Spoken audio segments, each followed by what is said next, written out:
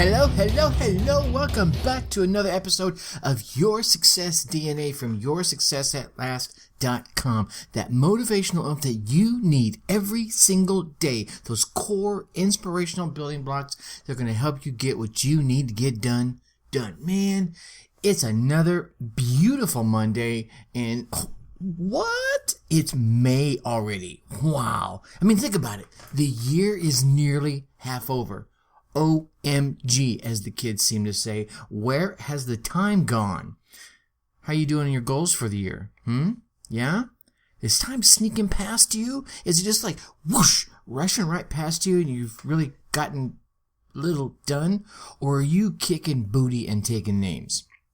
Well, if you want to learn how to, start reaching the peak of your potential and start getting the results in your life that you want, you dream, you desire, and you deserve, well, you know what? Let's belay that for a minute. I'll tell you more about that at the end of the show. Let's start off with today's question. How do you feel? Yeah? No, seriously.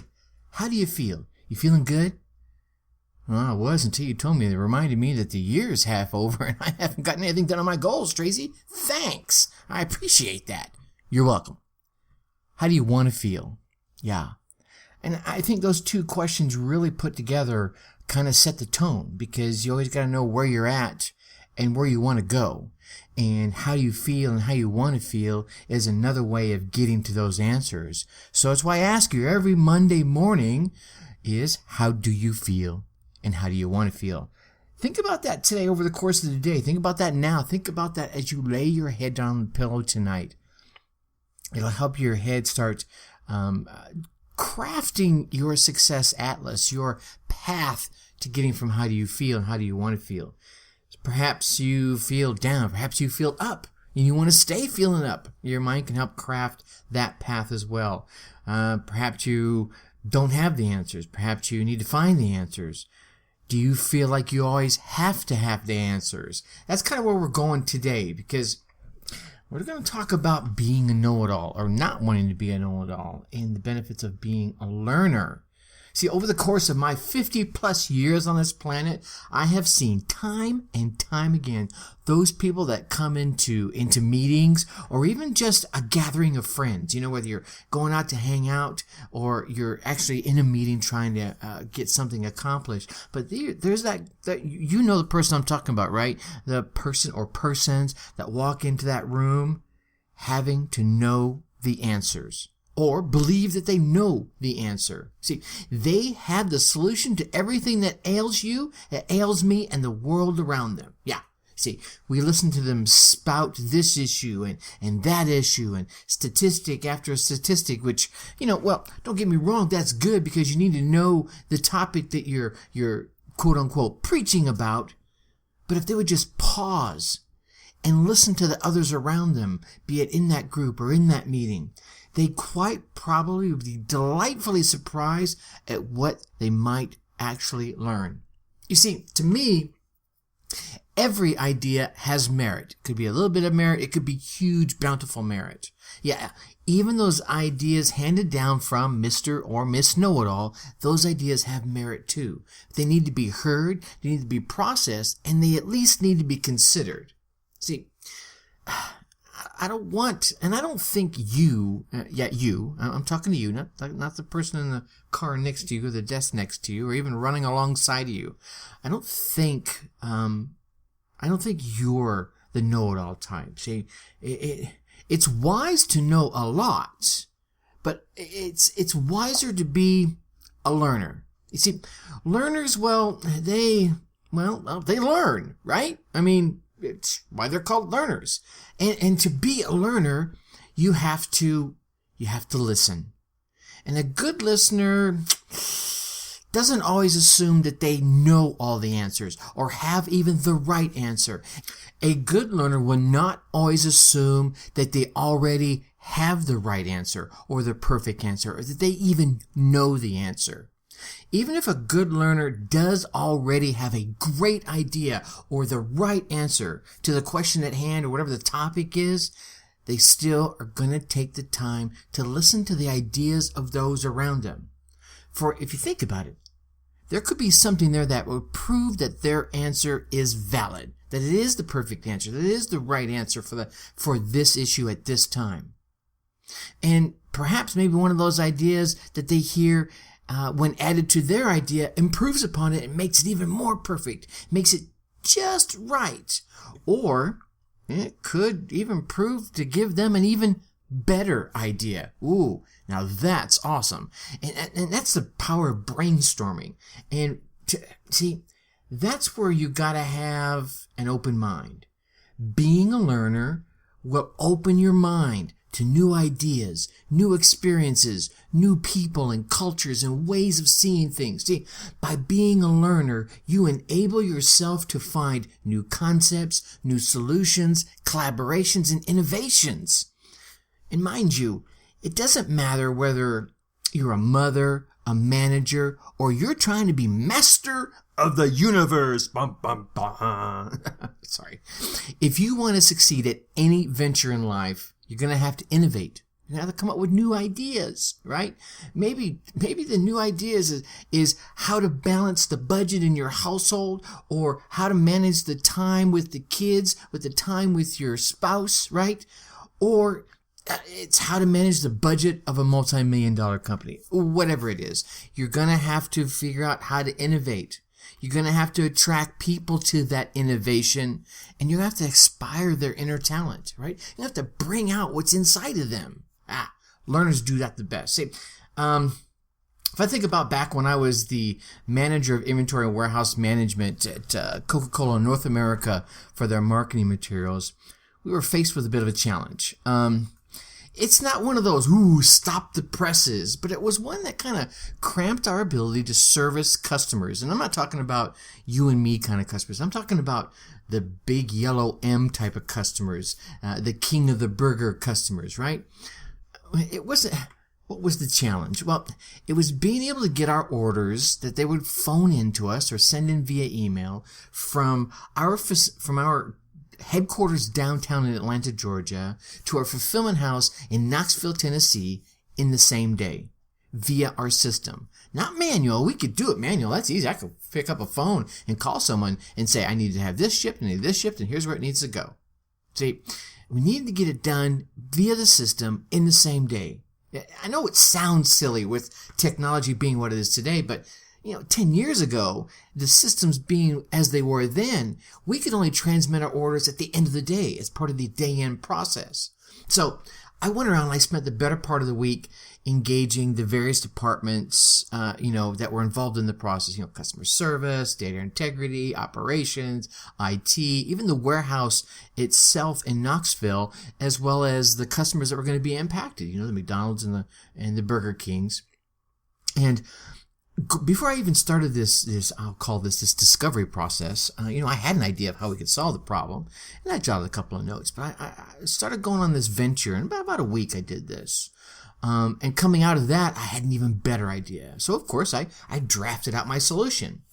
And I thought, all right, tomorrow I'm going to present this solution, and I'm going to be awesomeness for having solved it. And my solution was really quick. We could get it turned around really fast and really inexpensively. But here's the thing. On my drive home, I thought, wait a minute.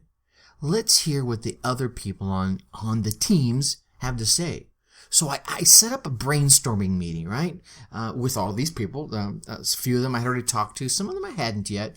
And what was the goal? Well, when they all came together the next morning, it was about 7:30, 8 o'clock.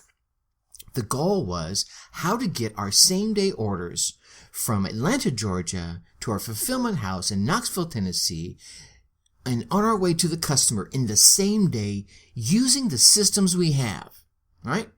Now, I didn't tell them my idea, or I didn't even tell them that I had one. I just outlined the challenge, laid out the ground rules for the brainstorming session, which were really simple. No idea is a bad idea. and then we went to it.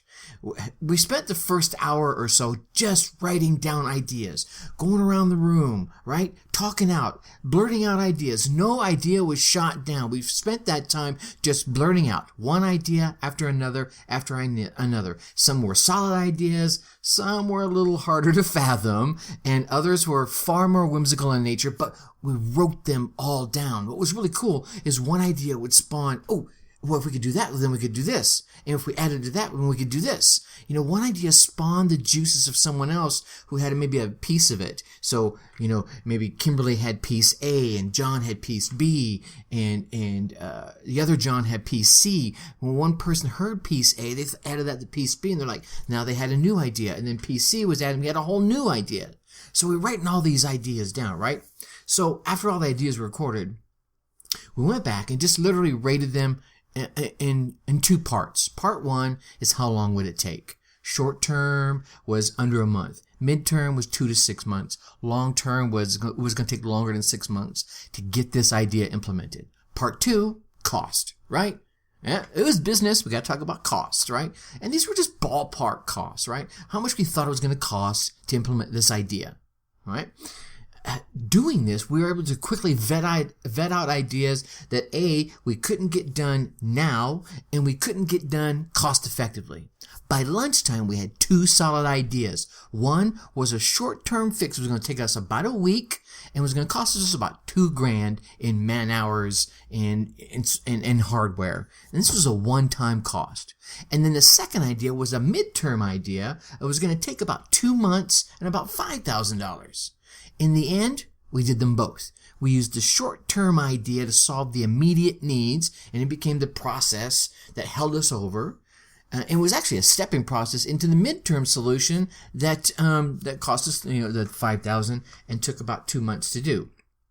So, which one was my idea, you might ask? Well, it was the short-term idea. It was an enhanced version of the short-term idea, which worked fine, but by taking that learner's approach and hearing the ideas of everyone else, I was able to learn more about the systems and how the team could utilize everything about it. And we actually added enhancements we hadn't thought of in the first place. And we created a longer-term fix that met all our needs and gave us a few extra bells and whistles across the board.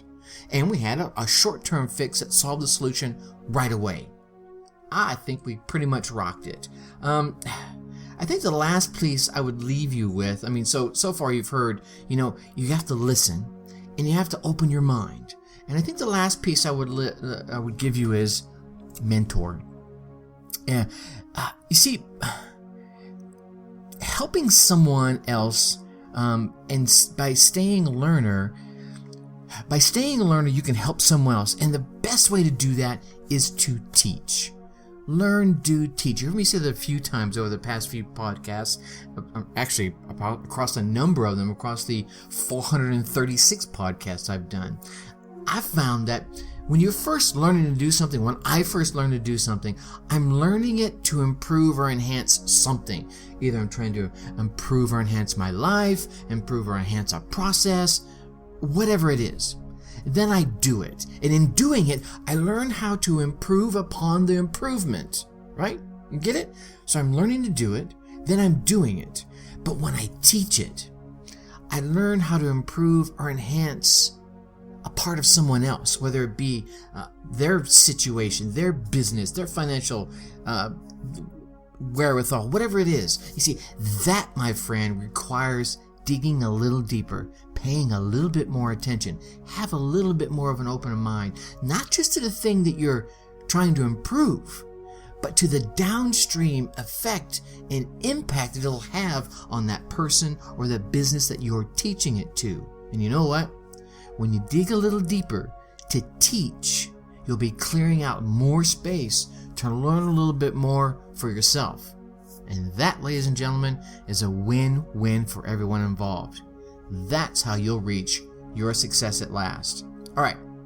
So I mentioned a little earlier about reaching your peak potential. So go to yoursuccessatlast.com and get that 7-day e-coach you see sitting up there. Make sure you reach your peak potential. Like I said, it's almost halfway through the year already. The 7-day e-coach is going to be your quick guide to reaching the peak of your potential. All you need really is 7 days to start getting the results in your life that you want, you dream, you desire, and I think you deserve. So go to yoursuccessatlast.com, click on that banner, drop in your email, and start what may be the most important week of your life.